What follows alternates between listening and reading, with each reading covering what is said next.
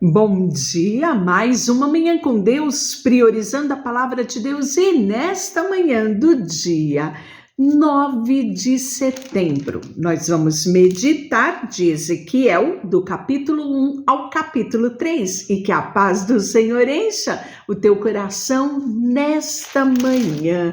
Vamos iniciar mais um livro dos profetas maiores, agora é a vez de Jeremias, e Jeremias no hebraico significa Deus fortalece, né?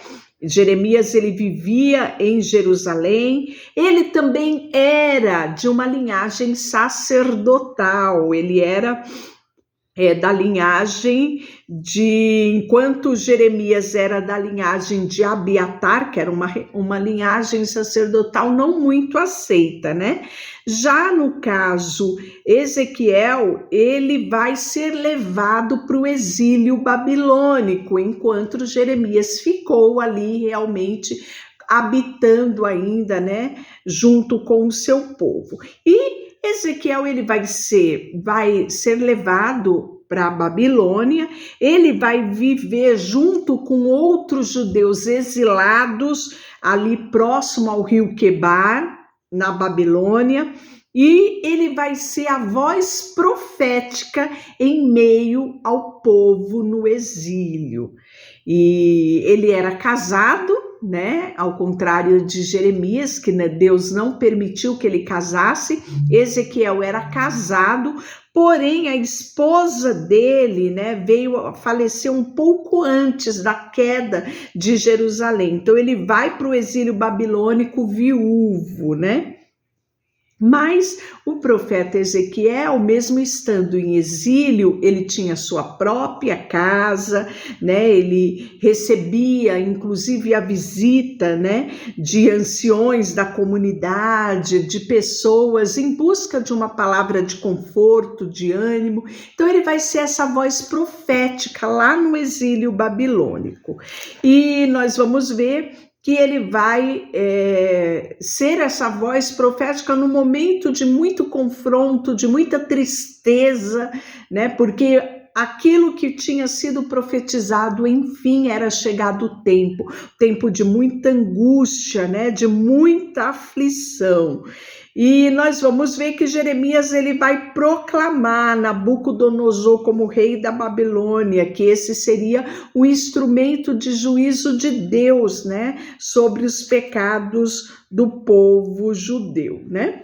Então, essa catástrofe, né, essa destruição de Jerusalém, a invasão à Babilônia, isso vai enfraquecer muito a fé de muitos exilados, né, que vão estar nessa comunidade onde Ezequiel vai morar. E Ezequiel vai ser essa pessoa que vai trazer a consciência do juízo de Deus, mas também uma esperança, né? Ele vai realmente ministrar ao povo nesse período babilônico.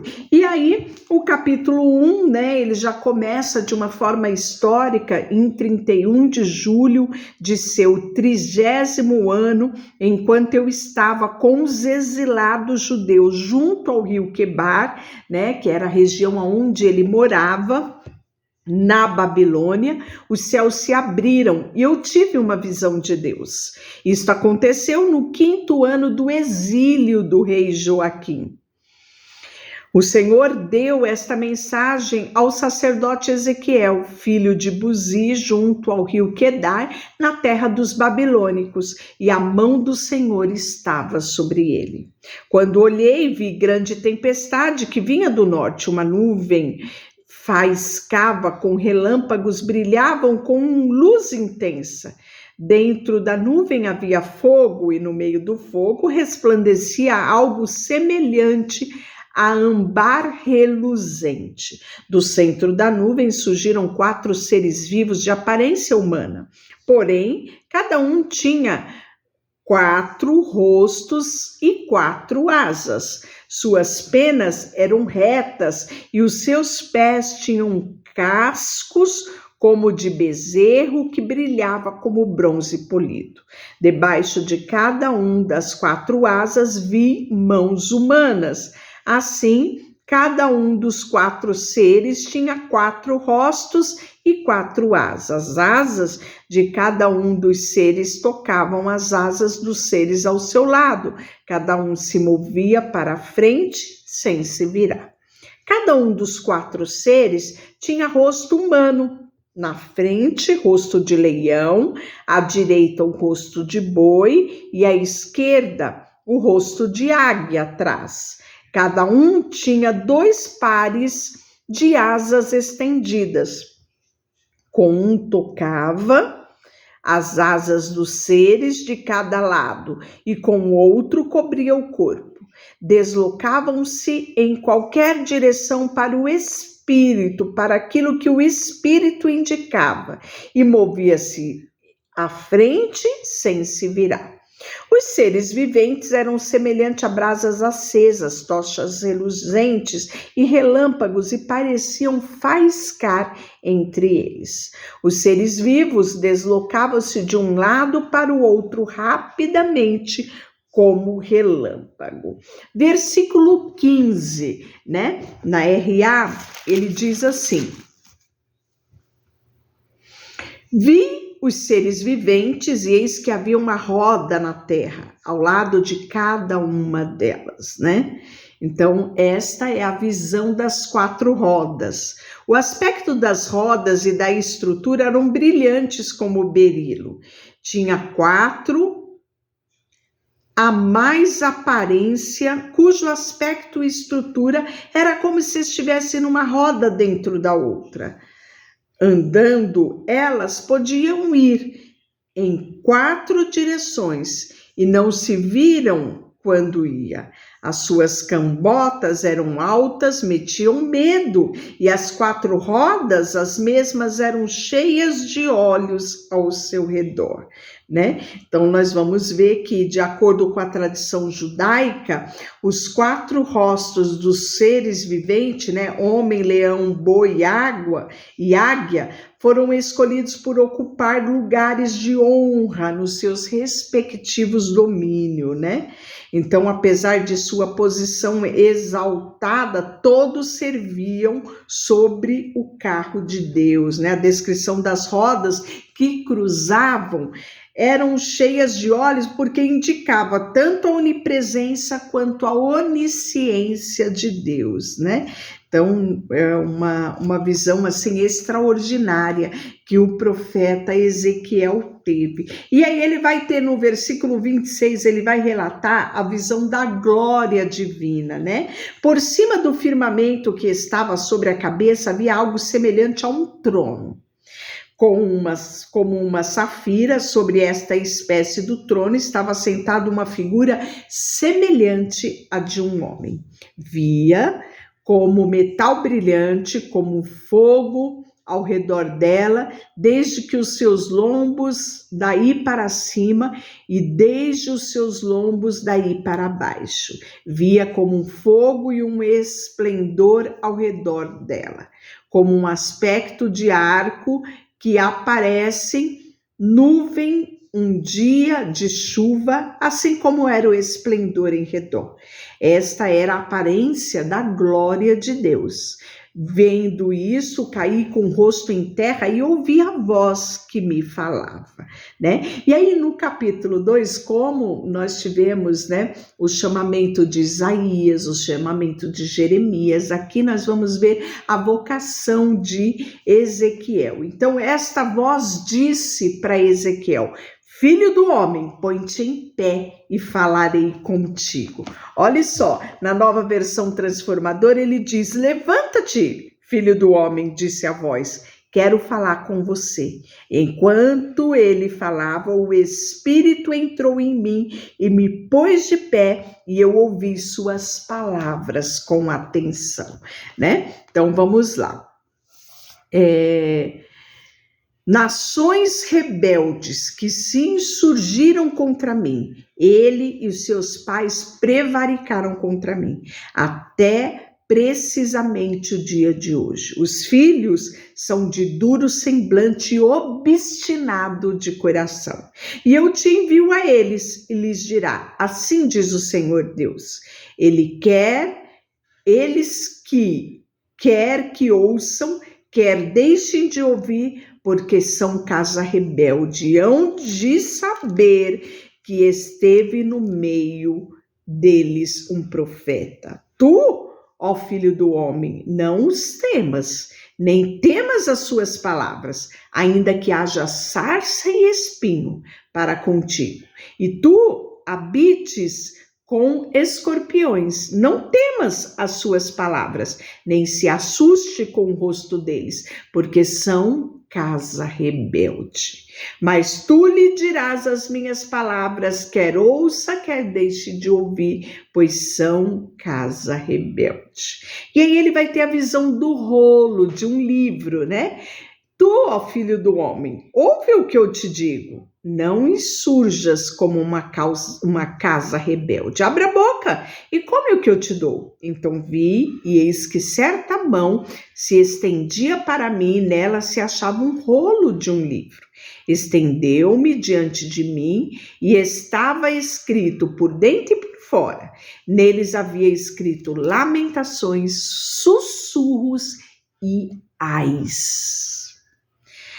Ainda me disse, filho do homem, come o que achares, come este rolo, vai e fala à casa de Israel. Isso é o capítulo 3. Então abri a boca e ele me deu de comer o rolo. Então nós vamos ter algo bem semelhante a isso aqui, lá em Apocalipse 10, né? Versículo 9 e versículo 10. E ele disse, filho do homem, dá de comer ao teu ventre e enche as tuas entranhas desde o rolo que eu te dei. E eu comi, e na boca era doce como mel, né? E aí nós vamos ver o comissionamento, né, que é passado para Jeremias. Aqui no versículo 4 diz assim, disse-me ainda, filho do homem, vai, entra na casa de Israel e dizes a palavra, as minhas palavras, porque tu não és enviado a um povo estranho para falar uma língua difícil, mas és enviado ao teu povo, a casa de Israel. Nem muitos povos de estranho falar, e nem língua difícil, cujas palavras não possam entender. Se eu os tais te enviar, certamente te darei ouvidos. Mas a casa de Israel não te dará ouvido, porque não quer dar ouvido a mim, pois toda a casa de Israel é de fronte obstinada e coração duro. Triste isso, não é? Vindo de um povo de Deus. Eis que fiz duro os seus rostos contra o rosto deles, dura a tua fronte como a sua fronte. Fiz sua fronte como diamante, mais dura do que perdeneira. Não os temas, pois não te assuste com o teu rosto, porque são casa rebelde, né? E aí nós vamos ver que levantou-se o Espírito e eu ouvi por detrás de mim uma voz de grande estrondo que, levantando-se do seu lugar, dizia, bendito seja a glória do Senhor, né? E aí nós vamos ver que o Espírito me levantou e me levou, e eu fui amargurado na excitação do meu espírito, mas a mão do Senhor se fez muito forte sobre mim. Então fui até o Abide, ao exílio, onde habitava junto ao rio Quebar, e passei a morar onde eles habitavam, e por 7 dias assentei-me ali atônito no meio deles, né? Então aqui o profeta tem aquele impacto muito grande, né? Por estar no exílio, no meio do povo, e saber qual era o seu chamado, por que ele estava ali, né? O que Deus esperava dele em meio àquela situação. Isso nos ensina muito, né? Porque muitas vezes a gente é tão impactado por algumas circunstâncias na nossa vida que a gente passa a murmurar, lamentar, né? Onde, na verdade, Deus quer que tão somente a gente entenda entenda o propósito dele para aquele momento e para aquela situação. Fim dos 7 anos, veio a minha palavra do Senhor dizendo: filho do homem, eu te dei por atalaia sobre a casa de Israel. Da minha boca ouvirás a palavra e os avisará da minha parte. Então aqui Ezequiel sabe o porquê que ele está ali no exílio babilônico e qual é a função dele nesse tempo de exílio, Então, a mão do Senhor veio sobre mim e ele me disse: levanta-te, sai para o vale onde eu falarei contigo.